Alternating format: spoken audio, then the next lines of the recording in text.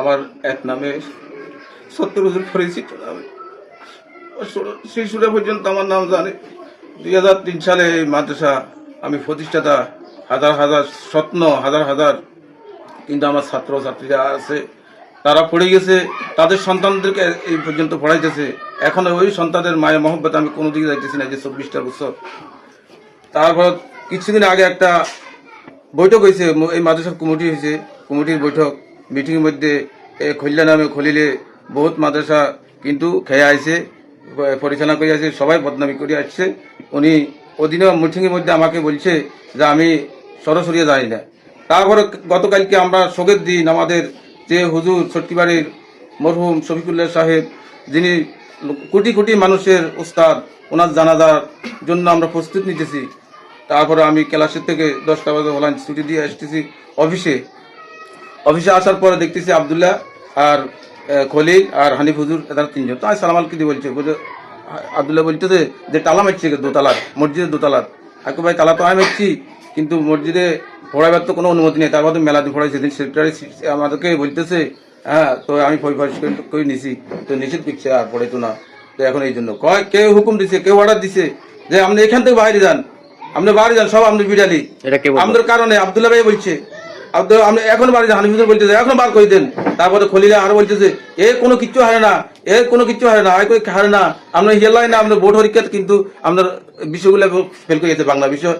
কয় হ্যাঁ 13-14 মাদ্রাসা তুমি খেয়ে আইছো, ইয়া করো অনকে আনলোক এরকম করতেছো, বলতেছে 13-14 মাদ্রাসা খেয়ে আইছি, আর জিয়ানে পড়াইছি, ওইখানে তো তুমি তোমাকে ঝাড়ু দিয়ে বেলায় রাখতে নাও। তারপরে এই কথার পরে হাতে আবদুল্লাহ অন বাড়ি যান, ইয়া পরে খলিলা আর হালাদি আর মাথা এরকম ওয়ালার লগে ফিরা খাই। আমি তো কিন্তু বেবলা হয়ে গেছি, আমার মাথার থেকে গালে, তারপর আমরা ঘুষা কাঁচা দিই, দাঁতের থেকে রক্ত গেছে, আমার হাতটাতে এখনো ব্যথা। এখন আমি জনগণকে, আমি এই কমিটির কাছে, এলাকার বাসীর কাছে আমি বিশে দায়ের করছি আমার শেষ। আমাদের ক্যামেরার সামনে রয়েছেন যার বিরুদ্ধে অভিযোগ, তিনি নাকি আবাসিক বন্ধ করে দিয়েছেন, সিদ্দিক সাহেব, আপনি সত্য কথাটা বলবেন। আপনি যেটা কালকে করেছেন, এখানে আমরা দেখছি আপনি একটা অন্যায় করছেন, সেটা হলো আপনি ওই যে মাদ্রাসার ছাত্রদের আবাসিক আপনি বন্ধ করে দিয়েছেন। আপনি অস্বীকার করেছেন, সেটা আপনি বন্ধ করেন, আমরা ছাত্রদের সেটা তো বুঝবো। এই আপনার বিরুদ্ধে যে অভিযোগটা, আপনি কি একটা মাদ্রাসার আবাসন বন্ধ করতে পারেন কিনা, কি হয়েছিল ঘটনাটা একটু সংক্ষেপে বলেন। ঘটনা হলো আমার আব্দুল সত্তার ভাই হলো আমার মসজিদের ইমাম, আবার আমার পাশাপাশি আমার মাদ্রাসার শিক্ষক।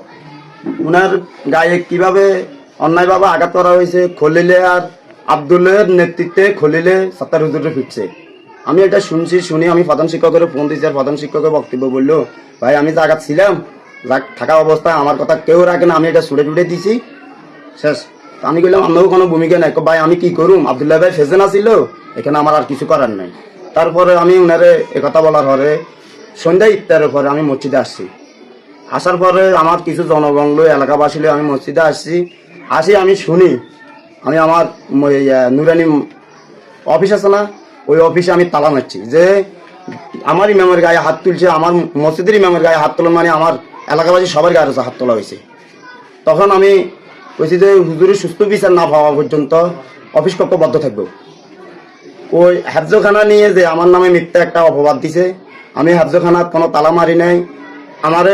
আমি নুরুদ্দিন হাফাজের জিজ্ঞাসা করছি ভাই আপনারা তুমি বলছি, আপনি তো কথাগুলো শুনেন নাই, এখন ভাই আপনি তো এখান থেকে এখন কিছু করেন নাই। তো আমি ছাত্র করে আপনি জিজ্ঞাসা করেন, আমি ছাত্র করে কিছু বলি নাই যে তোমরা বাইরে যাও, এখানে থাকতে পারবে না। আপনি হেফজোখানায় তালা মারেন নাই, কোনখানায় তালা মারছেন সেটা বলেন। আমি নুরানি অফিসে মারছি। নুরানি অফিসে আপনি কেন মারবেন?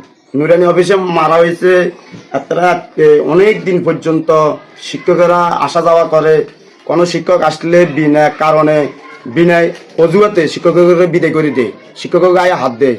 আমি প্রথমত যদি বলি, আমাদের এখানে একজন শিক্ষক ছিল, তার নাম হইল হেফজুল্লাহ ভাই, আমাদের জুরুলক হুজুর আছে না, জুরুলক হুজুরের ছেলে, উনি এই মাদ্রাসায় কদিন শিক্ষকতা করছে, তার মিথ্যা অপবাদে এখান থেকে বিদায় করে দেওয়া হয়েছে।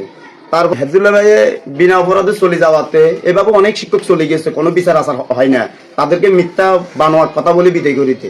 এখন সত্তার হুজুর এই মাদ্রাসা আমার বাবায় জায়গা জমি দেওয়ার পর থেকে 2003 সালে সত্তার হুজুর এই প্রতিষ্ঠাতা লগ্নের শিক্ষক, তারা আমরা আবার মসজিদে নিয়োগ দিছি ইমাম হিসাবে, উনি আমাদের খতিব। উনার গায়ে আঘাত করার কারণে আমার শরীরে একটু যাইছে যে এভাবে তো প্রতিটা শিক্ষকের এভাবে বিদায় করে দিলে আমার প্রতিষ্ঠান তো বদ্ধ হয়ে যাবে। তার কারণে আমি হুজুরের পক্ষে আমি মাদ্রাসার তালা লাগাই দিয়ে আমায় বলছি যে যদি উপযুক্ত শাস্তি ব্যবস্থা করে যায়, হুজুর হচ্ছে আঘাত করছে। তালাটা কি আপনি অফিস কক্ষে লাগাইছেন নাকি হেফজোখানে লাগাইছেন? নুরানি অফিস কক্ষে। অফিস কক্ষে লাগাইছেন। তখন কি অফিসে কেউ ছিল? অফিসে কেউ ছিল না। অফিসে যারা আছিল এরা আগে বাইরে চলে গেছে, তাদের তালার উপরে আমি তালা লাগাইছি। এই কথা কাটাকাটি যেটা আব্দুল্লাহ ভাই বলছে, উনি বলছে কথা কথা করতে করতে করতে এক পর্যায়ে একটু রাগ আক্রোশের কথাটা দোনো বলছে। এই পরিপ্রেক্ষিতে দোনো কথা বলতেছে। খলিল আব্দুল্লাহ ভাইয়ের পাশে ছিল, সত্তর হুজুর আমার পাশে ছিল, মাঝখানে কতটা দূরত্ব ছিল। কথা বলতেছে দুইজন। খলিল হঠাৎ করে টকি উড়িয়ে আসিয়ে আমাদের সত্তর হুজুরের জামার কলার সাইড ধরে ওরা একটা ঘুষি মেরে দিছে এবং উনি চেয়ার থেকে পড়ে যাওয়ার সাথে সাথে ওদের আঘাত পাইছে। আমি হঠাৎ করে হতভাবকে কি এটা কি হইলো, আমি টপকে দিতে ইব্রাহিম খলিলকে আজা করে ধরার জন্য চেষ্টা করতেছি, তাও প্রায় 1-2 মিনিট লেগে গেছে। না, এমনি বাইরে ছিল, জনগণের হাইস্কুলে করেছে। মানে সিদ্দিক সাহেব বাইরে ছিল? সিদ্দিক সাহেবকে কি আপনাদেরকে রুম থেকে বের করে দিছে? যে না, বাইরে করছিল কে? বাইরে নিয়েছে ফয়েজ মিয়া, তিনার ভাই। ফয়েজ মিয়া এখানে আসি কি আপনাদেরকে মারধর করছে? মারধর করে নাই, তারপরও যেভাবে বার করে দিয়েছে এটা কিন্তু ঠিক হয়নি। মানে কি বলছিল উনি বলেন? বললো পড়ালেখার দরকার নেই, কোরআন বদ্ধ করো, কোরআন পড়ার কোনো দরকার নেই, তোমাদের বাড়ি ছুটি। আচ্ছা, তোমাদেরকে ছুটি এটা বললে কি করছে? আমাদেরকে আমরা বাইরে হইতেছি না তো, বাইরে হইতেছি না, তারা ভিতরে আমাদেরকে ভিতরে রাখে বাইরে দিয়ে তালা মারা দিছে। তোমাদেরকে ভিতরে রেখে বাইরে তালা মারা দিচ্ছে। এই তালাটা কি ফয়েজে মারছে নাকি সিদ্দিকে মারছে? ফয়েজ মিয়া বলছে।